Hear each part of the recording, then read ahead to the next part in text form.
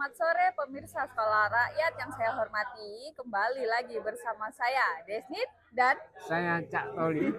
dalam program Gesah Kerakyatan Melek Politik Pilkada 2024 di Banyuwangi. Nah, Cak, ini kita hari ini nggak ngomongin Pilkada Banyuwangi, tapi Ya. Ada ini sesuatu yang lebih menarik. ya ada sesuatu yang lebih menarik dan lebih ramai secara global di Indonesia ya. Betul, ya. Keputusan MK yang diambil pada tanggal 20 Agustus ya. 20 atau 21 ya kemarin ya. Ya, 21 Agustus 2024. Nah, ini membatalkan ambang batas minimum untuk mencalonkan kepala daerah di suatu provinsi ya. Gubernur juga berlaku untuk di kabupaten. Bener.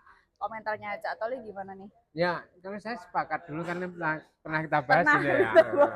Harusnya memang minimum itu 0%. Jadi tidak. Artinya dengan dibatalkannya itu tetap kita memberi pemahaman atau maknai bahwasanya ini semakin memberi ruang yang lebih luas terhadap partisipasi rekrutmen kepemimpinan sehingga rakyat lebih punya ruang untuk memilih siapa pemimpin yang terbaik. Benar. Gitu.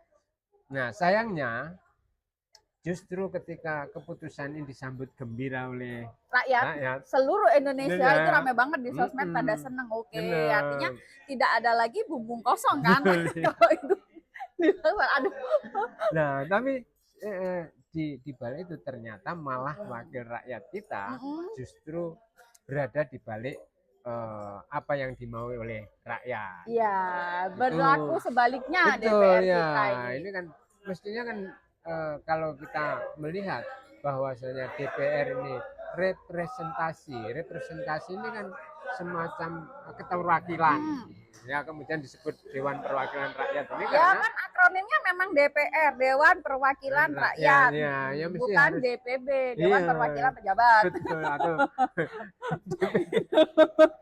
kan Dewan Perwakilan Penguasa. Iya, Dewan Perwakilan Penguasa kan bukan, DPR kan. Ya jelas justru tertera Dewan Perwakilan Rakyat. Artinya mereka yang duduk di parlemen itu pastilah yang mendudukkan adalah rakyat. Benar. Dan harapannya adalah menjadi artikulator dari suara rakyat. Menjadi kepanjangan lidah suara rakyat. Karena suara rakyat adalah suara Tuhan. Betul. Nah, karena itu maka mestinya tidak harus bertolak belakang dengan kemauan rakyat. Ya. Ini DPR-nya yang mewakili kemana, yang diwakili kemana. Benar. Makanya saya sempat menulis ya, ini adalah satu peristiwa yang kita anggap sebagai dosa keterwakilan. Karena itu akan berakibat kepada menurunnya tingkat kepercayaan rakyat terhadap yang mewakili. Ada degradasi kepercayaan. Betul, ya. Untuk itu maka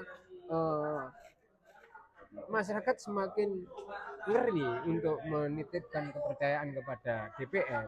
Bahkan gambaran saya, kenapa sih dititipkan di DPR kalau ternyata yang dititipi mandat rakyat ini ndak semangat. Saya kadang-kadang mikir, apa enggak dititipkan keyakinan aja gitu. Kalau kelompok itu lebih dipercaya, mending dititipkan keyakinan aja. Kemudian apa fungsinya? Ada mereka gitu. Lagi-lagi jangan-jangan benar seperti yang dikatakan Gus Dur bahwa DPR seperti anak TK. Betul ya. Bubarkan saja DPR. Jangan-jangan ini jika ini terjadi terus-menerus ini bisa saja terjadi. Ini mandat rakyat dicabut. Nah, benar. DPR dibubarkan. Gitu. Benar, degradasi terus-menerus. Ngapain ada DPR karena kemudian keinginan rakyat selalu nyambung dengan DPR-nya. Iya. Terus kalau menurut ini sebenarnya bermula dari apa sih sebenarnya kok kemudian terjadi peristiwa antara yang diwakili dan mewakili kok gak nyambung? Dia mancing ya pasti ini karena ada kepentingan beberapa gelintir penguasa yang ada di atas sana. Bahkan kalau di X itu ramai bahwa ini ada kepentingan seseorang yang akan lengser ini dalam 2 bulan ke depan. Oh iya. Dia berkepentingan untuk mencalonkan anaknya menjadi seorang kepala daerah di salah satu provinsi. Ya mungkin bermula dari situ. Inilah kemudian bahwasanya menjadi ribut nasional dan ngurusi keluarga. Republik ini dibikin hanya untuk satu keluarga. Bener. Nah, mestinya ini kok ya aneh-anehnya ya kan, yang sudah jelas orang seluruh Republik ini tahu otak-atik konstelasi peraturan ini sebenarnya nampak sekali memfasilitasi kebutuhan akan mulusnya satu keluarga itu menduduki jabatan tertentu. Gitu kok masih saja didukung bahkan sampai menggaransi untuk itu menjadi mulus, jadi undang-undang. Dan sementara yang milih itu mereka adalah kita gitu kan.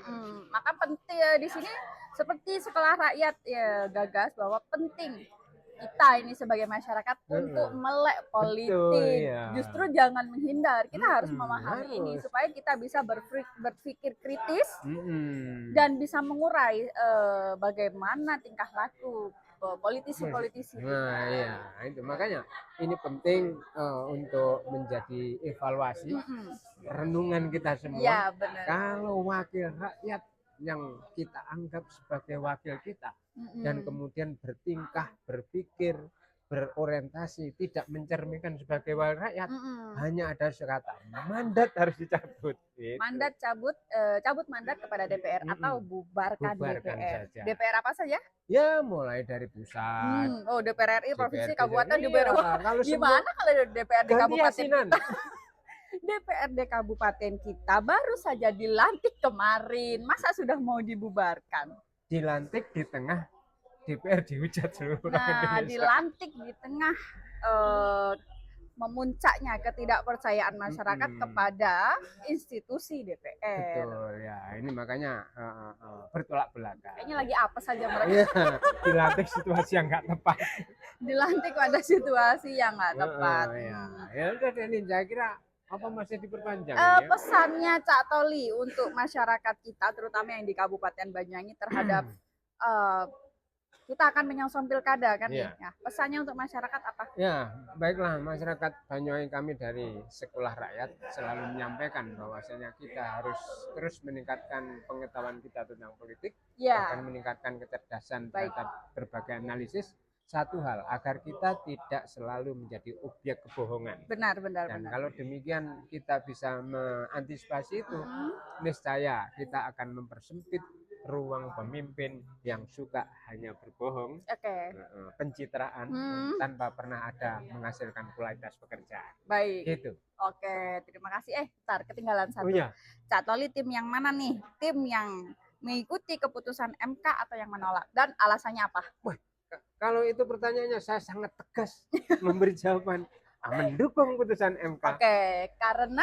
Ya, saya setia mati terhadap rakyat dan keadilan. Dan saya sangat berharap betul demokrasi akan terus berlangsung di Republik ini.